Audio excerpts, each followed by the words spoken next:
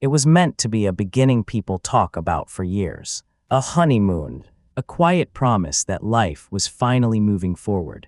Two people leaving behind routines, families, expectations, stepping into a new chapter together. But some journeys don't start with excitement. Some start with a silence so subtle that no one notices it at first. Raja Raghuvanshi was 29, from Indore, Madhya Pradesh. A simple man by most standards. Family-oriented, disciplined, the kind of person who believed that if you did the right things, life would eventually reward you. Marriage for him wasn't just a ceremony. It was stability. It was responsibility.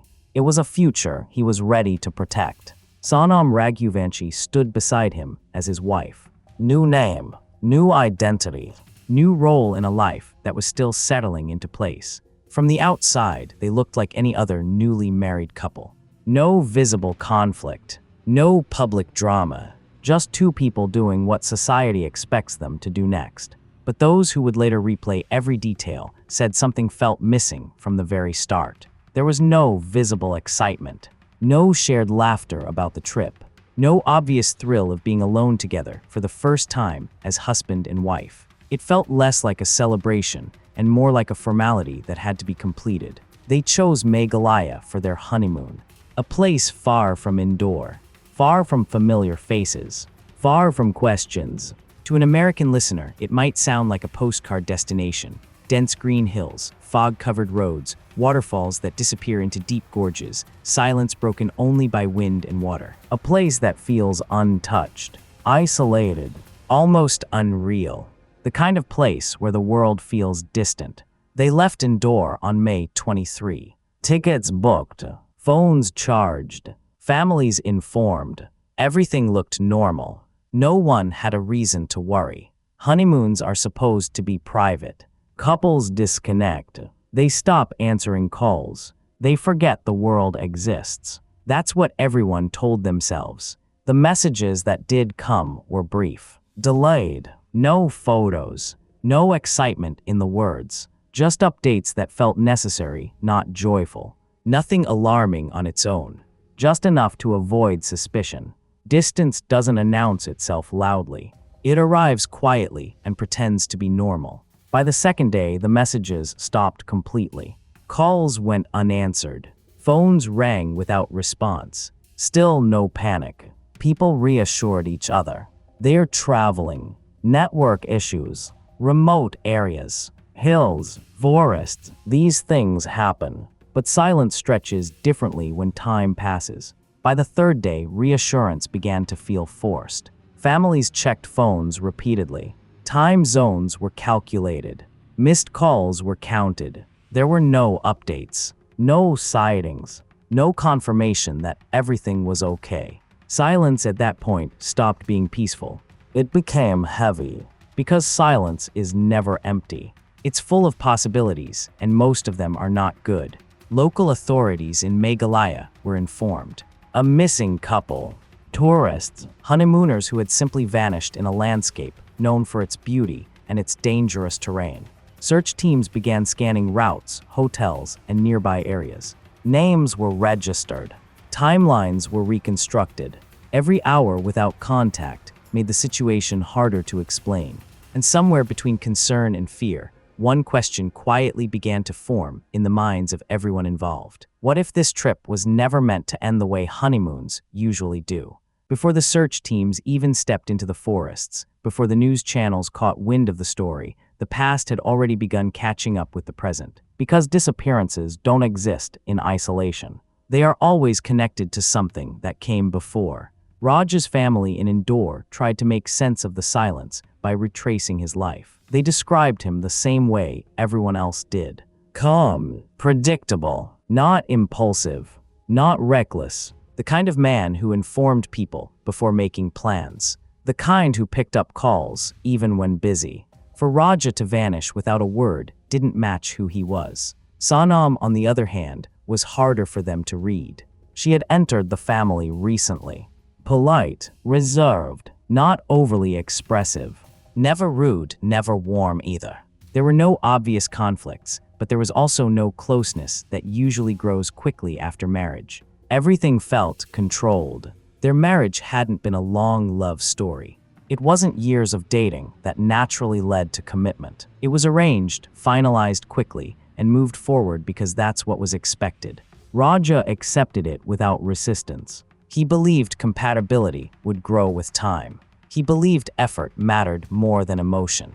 What no one openly discussed at first were the quiet tensions that existed beneath the surface. Small disagreements, moments where Sonam seemed emotionally distant, occasions where her responses felt delayed, calculated, as if she was present physically but elsewhere mentally. Nothing dramatic enough to raise alarms, just enough to be noticed in hindsight. Back in Meghalaya, the search expanded. Hotels were contacted, taxi drivers questioned, CCTV footage requested where available. The terrain made everything difficult. Narrow roads, steep drops, thick vegetation. It was the kind of place where a single misstep could erase evidence forever. Then came the first unsettling discovery. The couple's rented scooter was found abandoned near a remote area, not far from a popular tourist route. No damage, no signs of struggle, just parked as if someone intended to come back for it. That detail mattered, because people don't abandon vehicles casually in unfamiliar places, not unless something interrupts their plans. Authorities began tracing the couple's last known movements. They had been seen heading toward Sora, also known as Cherrapunji, a region famous for waterfalls and viewpoints. Beautiful, dangerous, unforgiving. As the hours passed, the tone shifted. This was no longer about a missing couple who might have lost network coverage. This was about a disappearance that didn't follow the rules of an accident. Then came the moment that changed everything. Search teams discovered a body at the bottom of a deep gorge near Wei Sawdong Falls. The fall was steep, the water loud, the kind of place where voices don't travel and mistakes are permanent. The body was identified as Raja Raghuvanshi. The news reached Indore before it reached Sonam's family. Shock turned into disbelief, disbelief into panic, panic into a single, terrifying realization. Raja was dead, but Sonam was nowhere to be found, and that absence was louder than any scream. The discovery of Raja's body didn't bring closure. It opened a deeper wound, because death answered only one question and created 100 more. If Raja was here at the bottom of a gorge, then where was Sonam? And how did one person fall while the other vanished? Police examined the scene carefully. The location was remote but not inaccessible. Tourists came here for the view, for the photographs, for the thrill of standing close to something dangerous and feeling alive. The drop was deep enough to kill instantly, but it was also the kind of place where accidents were common. Slips happened, people lost balance, phones distracted them. One wrong step and gravity did the rest. At least that's what it looked like at first. But as the initial shock settled, details began to feel wrong. Raja's injuries were inconsistent. The post-mortem suggested trauma that didn't fully match a simple accidental fall. There were marks that raised questions, not conclusions, just doubts. And in criminal investigations, doubt is where everything begins. Police searched the area above the gorge. No signs of a struggle, no broken branches, no skid marks, nothing that clearly explained how Raja ended up there. It was as if the moment before his death had been erased. Then attention shifted back to Sonam. A wife doesn't disappear quietly after her husband dies, not without leaving something behind. Fear, panic, a trail, something. But there was nothing. Her phone was switched off. No bank activities, no hotel check-ins, no sightings confirmed with certainty. She had vanished as completely as if the landscape itself had absorbed her. For the public, sympathy initially lined toward her. A newly married woman, alone, possibly traumatized, maybe injured, maybe hiding in fear after witnessing a terrible accident. But investigators don't survive on sympathy. They survive on patterns. And Sonam's behavior before the trip started coming under scrutiny. Police contacted people from her past, friends, acquaintances, co-workers. Slowly, a different picture began to form, one that didn't align with the image of a grieving, terrified wife. There were conversations she hadn't mentioned, relationships she hadn't disclosed, emotional connections that existed outside her marriage. None of it was proof. Not yet, but it was motive adjacent.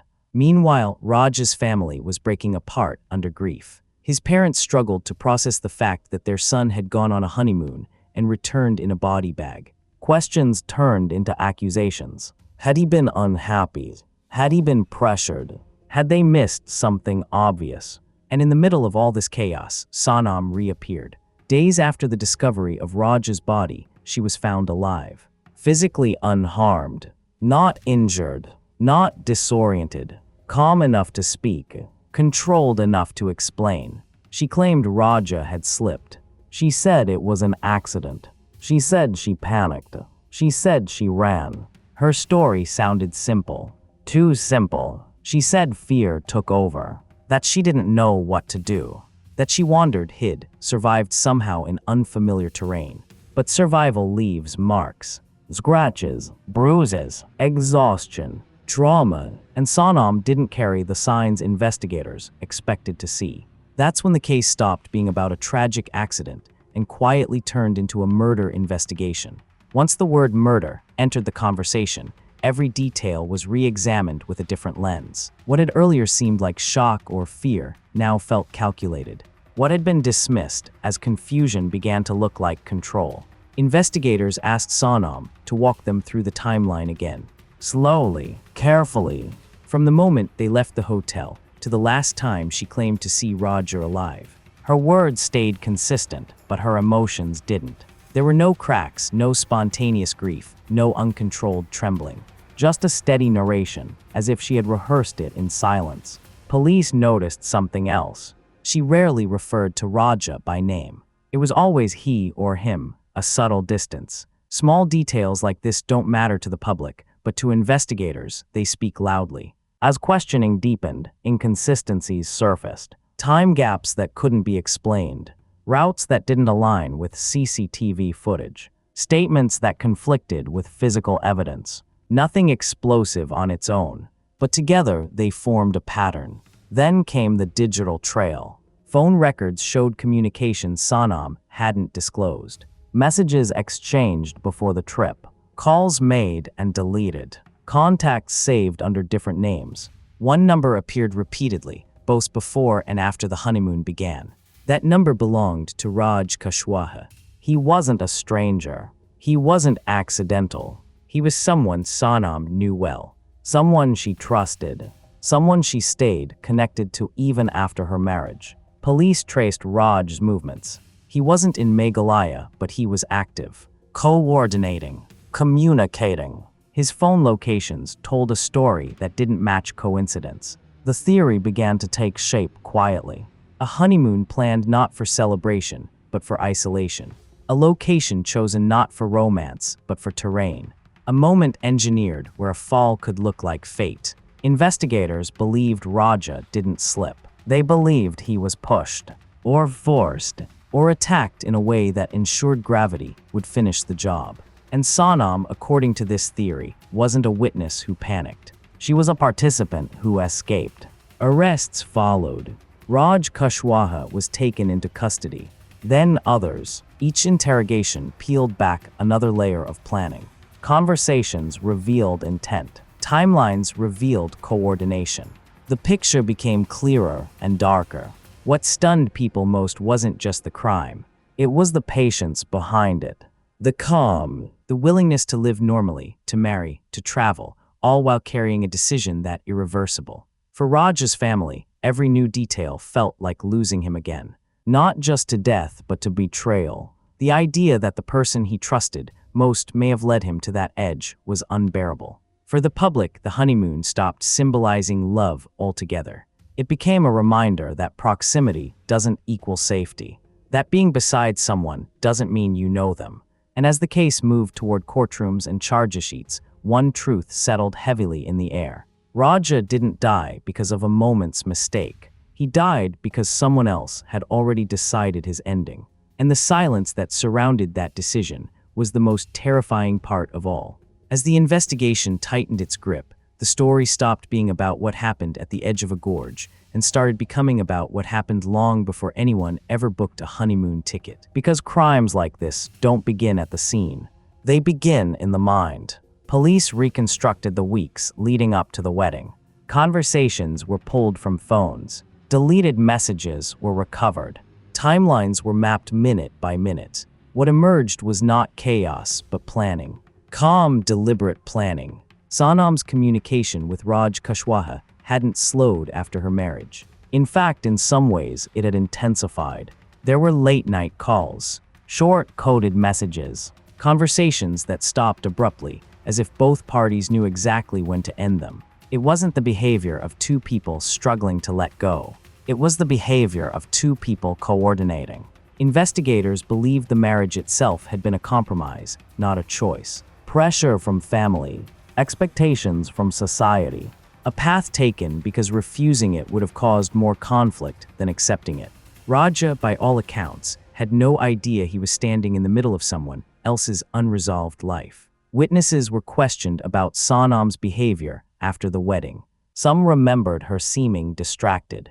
Others recalled moments where she appeared irritated without explanation. No open arguments, no signs, just emotional absence. The kind that often goes unnoticed until it's too late.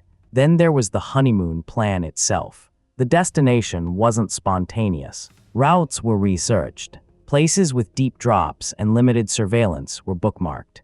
Investigators believed the falls near Sora weren't chosen randomly. They were chosen because accidents there were believable, because rescue would be difficult, because answers could be buried under water and rock. On the day Raja died, Sonam's movements didn't match someone reacting to a sudden tragedy.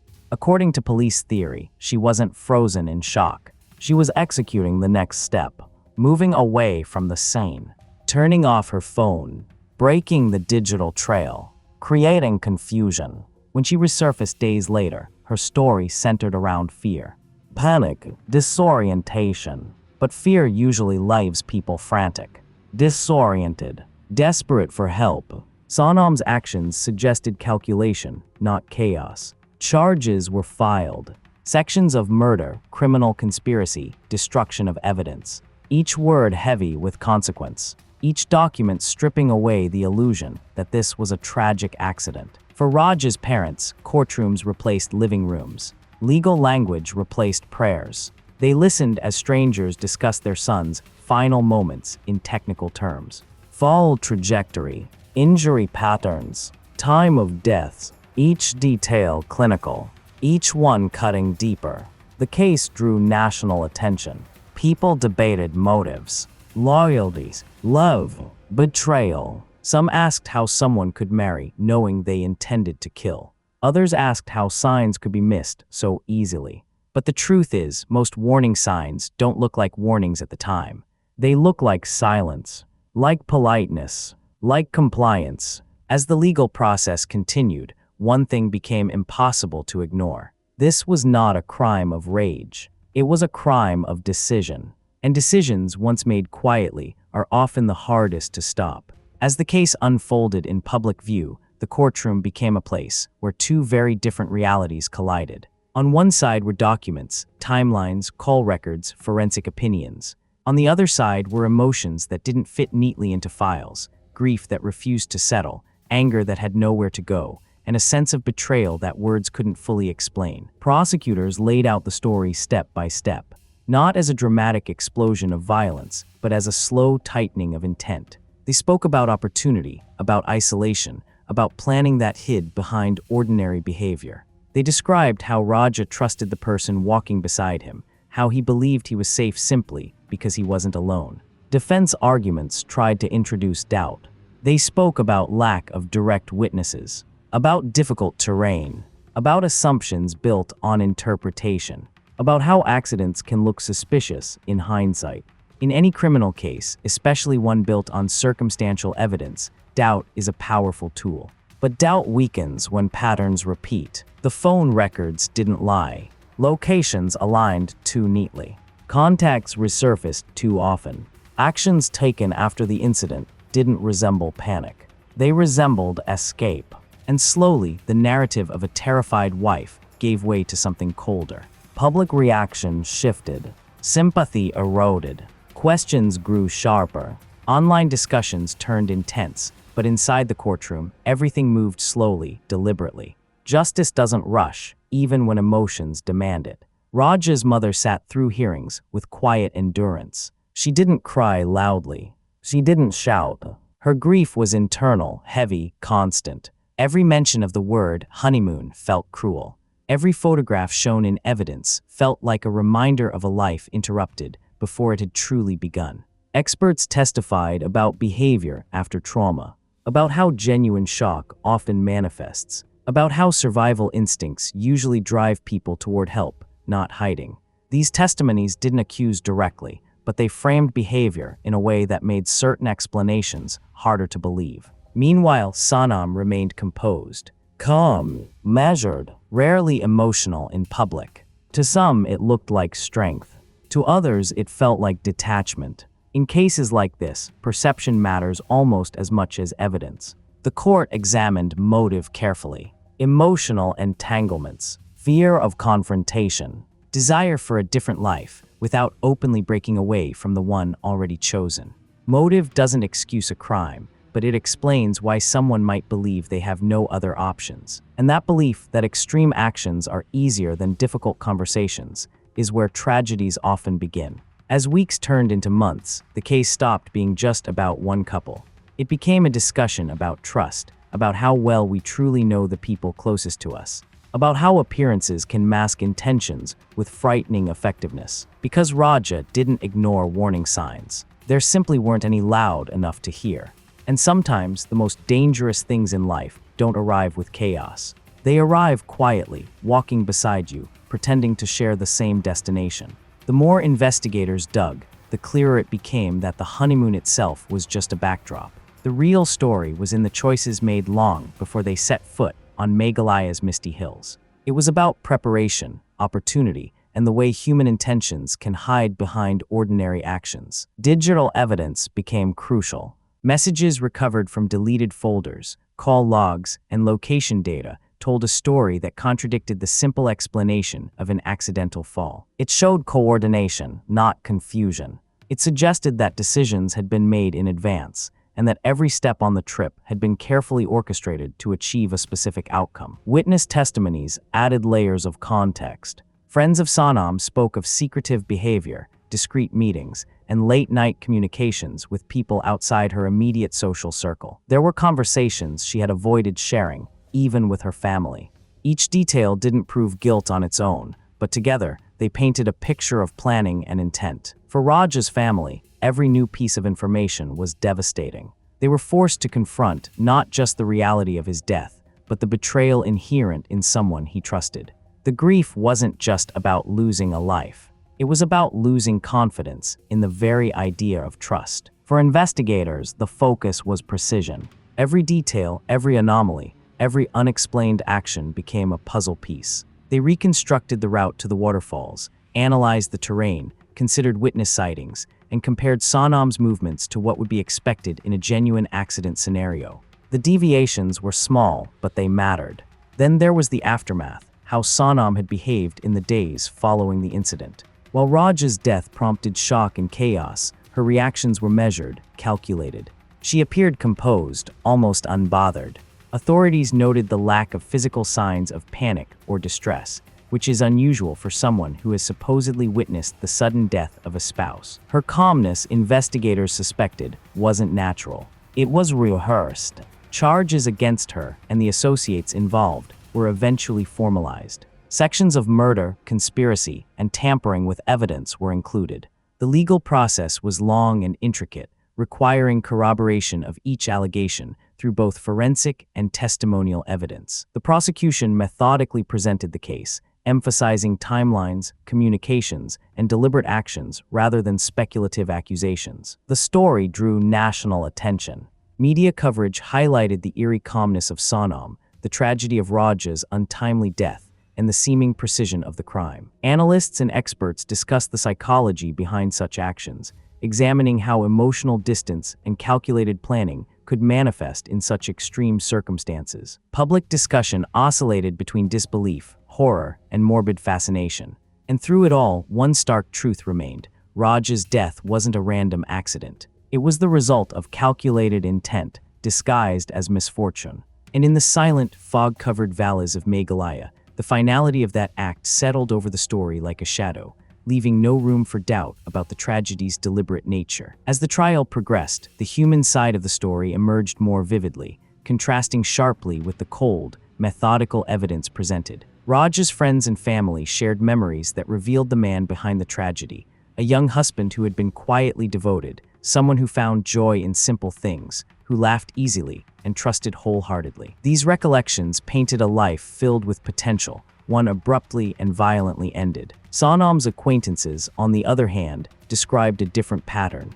They spoke of her meticulousness, her careful planning in small daily matters, and her tendency to keep relationships compartmentalized. Nothing overtly criminal, nothing that could predict the extreme outcome, but enough, when combined with digital evidence, to suggest someone capable of meticulous calculation. Psychologists were brought in to testify about human behavior under stress and about patterns of deceit. They explained how perpetrators often mask intentions through composure, and how the lack of emotional display can be a sign not of innocence, but of deliberate control. In Sonam's case, the absence of panic, the calm navigation of her movements, and her selective communication all fit patterns known to behavioral experts. Investigators also analyzed the geography of the crime. Meghalaya's waterfalls are breathtakingly beautiful, but notoriously treacherous. Wei Sawdong Falls, where Raja was found, is surrounded by dense vegetation, slippery rocks, and unpredictable currents. A fall here could easily be staged to look like an accident, so long as the person orchestrating it understood the terrain. And evidence suggested someone did. The prosecution highlighted these points, emphasizing that opportunity, planning, and knowledge of the environment converged tragically. Each piece of evidence, communication logs, witness testimonies, forensic analysis, was layered to create a narrative. A young man, trusting, trapped in a web of deception orchestrated by those closest to him. Media coverage turned the case into a cautionary tale, not just about crime, but about perception. Social discussions explored trust, the hidden side of relationships, and the terrifying reality that those we think we know best may have motives we can't comprehend. The story captivated attention far beyond India, with U.S. audiences particularly drawn to the psychological layers, the interplay of human emotion, betrayal, and calculated action. By this point, the case had moved beyond mere legal proceedings. It was a study in human behavior, in the extremes of emotion and deception, in the lengths some will go to achieve a desired outcome. Every courtroom session, every testimony, every revelation added another layer to a story that had begun as a simple honeymoon and ended in tragedy. And beneath all the facts and figures, one undeniable truth remained: the line between love and betrayal is sometimes thinner than we ever imagine. As the investigation continued, one of the most chilling realizations for everyone involved was just how deliberate every action had been. This wasn't a crime of opportunity or passion. It had the hallmarks of premeditation. Each detail of the trip, each movement, each absence of communication had been carefully considered. What outsiders saw as a honeymoon, investigators now interpreted as a meticulously constructed setup. Raj's final hours were pieced together slowly, using forensic evidence, witness accounts, and digital footprints. Small inconsistencies in Sonam's statements, previously overlooked, began to make sense in this new light. The gaps in her story weren't accidental. They were calculated pauses designed to mislead anyone trying to reconstruct events. Meanwhile, investigators examined Raj Kushwaha and the other alleged accomplices. Their own communications revealed coordination and secrecy. Every call, every meeting, was a thread that tied back to the central plan. What initially seemed like random disappearance patterns now traced a clear path of orchestration and intent. The psychological dimension of the crime was perhaps the most unsettling. Sonam's ability to maintain composure, to navigate post-incident movements without panic, and to present herself as a victim fit the profile of someone capable of separating emotion from action. Forensic psychologists explain that such behavior is rare, but not impossible, particularly when individuals are driven by a long-held objective. Public reaction continued to be intense. News channels replayed the sequence of events, breaking down maps, timelines, and photographs of the location.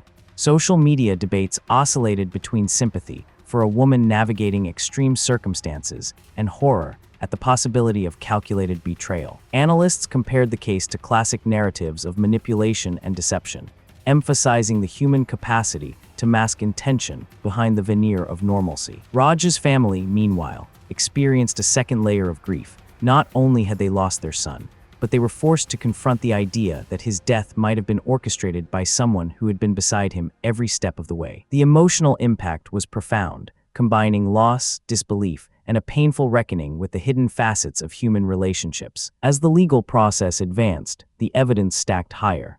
The courtroom became a stage for a quiet but intense battle between narrative and proof, between perceived innocence and methodical analysis. Every testimony, every forensic report, every reconstructed timeline served to peel back layers, revealing the cold reality behind the tragic events. And through it all, the haunting lesson lingered. Sometimes, danger doesn't announce itself with shouting or aggression. Sometimes it walks beside you quietly, with calm and intent, until the moment of inevitability arrives. By the time the trial reached its later stages, the story had transformed from a shocking news report into a lesson about trust, perception, and the dark complexity of human behavior. What began as a honeymoon, a celebration of new beginnings, had ended as a grim illustration of how appearances can deceive and how calculated actions can hide behind normalcy. The forests of Meghalaya, the misty hills, and the roaring waterfalls became silent witnesses to a tragedy that no one could have predicted, yet pieces of it had always been quietly present in the choices people make long before a single step is taken. Raja Raghuvanshi's life, full of promise and potential, was stolen in a moment that felt ordinary to an outsider. And Sonam Raghuvanshi's calculated movements, her connections, and her composure painted a story that forced investigators, families, and the public alike to confront uncomfortable truths. That betrayal can wear the mask of familiarity, that danger can be silent, and that the people we trust most are not always who they seem to be. As the case continues through legal proceedings and public scrutiny, it leaves behind not just questions about justice, but reflections on human psychology, relationships, and the thin line between love and deception. It is a story that reminds us to look beyond appearances, to pay attention to subtle warning signs, and to recognize that life's most significant threats are often hidden in plain sight. If this story kept you on the edge of your seat, there are many more crime tales waiting for you. Subscribe to the channel to make sure you never miss an episode, and hit the like button if you found this story compelling. Check out the other videos on the channel for more chilling, real-life cases, and stay tuned as we continue to uncover the dark mysteries hidden in the ordinary moments of everyday life.